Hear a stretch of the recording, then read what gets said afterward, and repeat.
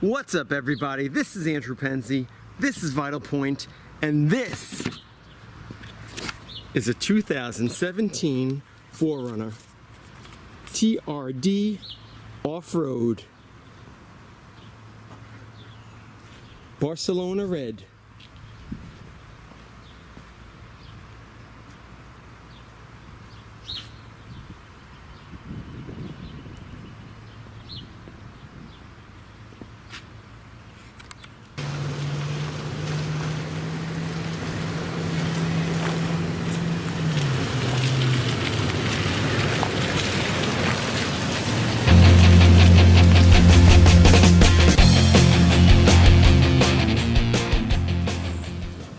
So I just want to mention I have the TRD Off Road Premium model, which includes the Soft-Tech seats, they're leather-like, and the red stitching on the seats. Spoiler alert, you guys are super lucky, and this is your day because I'm going to give you the punchline right up front here. I love this car. It is the best thing going. If you like anything to do with off-road, if you're into sports, hunting, that sort of thing, this is the car for you. So I've had this car about 4 months now, and honestly, it's just taken me about this long to sort of figure out all these different four-wheel drive functions, and you really got to play around off-road a little bit to get a feel for what it could do. And some of them I feel like overlap a little bit, so it's a little confusing to know what to use when. But again, for the average suburbanite, you're never going to even use this stuff unless you're really into going on trails. You're probably not going to use it most of the time. For me, hunting, I'm going on some pretty off-road stuff once in a while. Nothing too extreme, but you know what? I don't want to get stuck out there because AAA ain't coming to save me. So I know this puppy's going to get me out. All right, truth be told, this car has more off-road capabilities than I'll probably ever really need.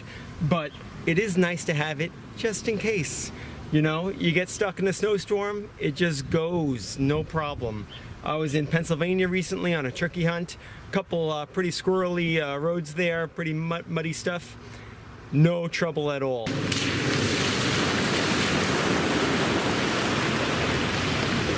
I did play around with some of the functions. It's got crawl control.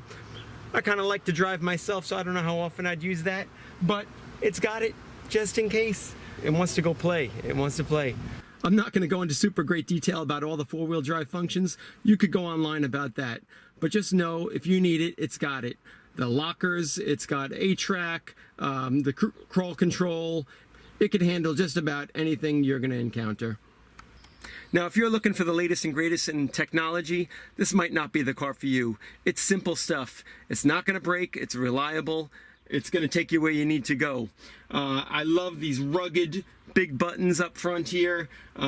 People have complained, oh, the buttons are so big. That's the point. They look cool. The shifter, it's giant. It's awesome. Love it. Love the four-wheel drive shift separately here. The screen is kind of small. The navigation system's not great. But if you're into that sort of thing, you need a different car. The ride on the road, I think, is super comfortable. It doesn't corner like a Porsche is gonna, but the ride, generally speaking, though, it's a great ride, a fun ride. You roll down all the windows, the back window goes down, which is one of the few cars that do that. Pretty cool, get the wind in your hair and go for a drive. You're gonna have a good time doing it. I was considering a pickup truck for a long time, but a pickup truck with a family, for me, just isn't as practical. I love having all the interior space here. I could put all my hunting gadgets in there, not worry about the rain hitting it or anything.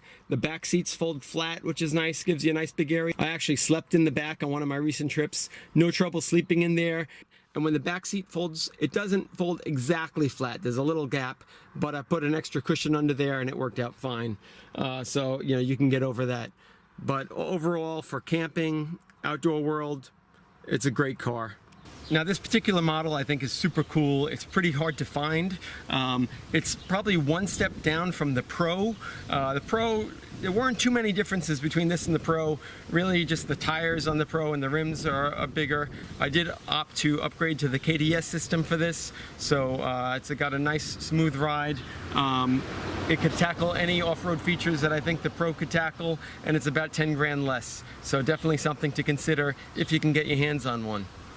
This model is also one step up from the SR5. You get a couple extra features with this, some more off-road capabilities. You get some aesthetic things like stitching, red stitching, TRD stitching on the seats, and also a swoop on the hood, which looks really cool. I think it's a little more rugged than the Limited as well. Limited might be better if you're one of the types who needs those, air-conditioned seats or something like that. I don't know if it has that, but it's more of that type of person.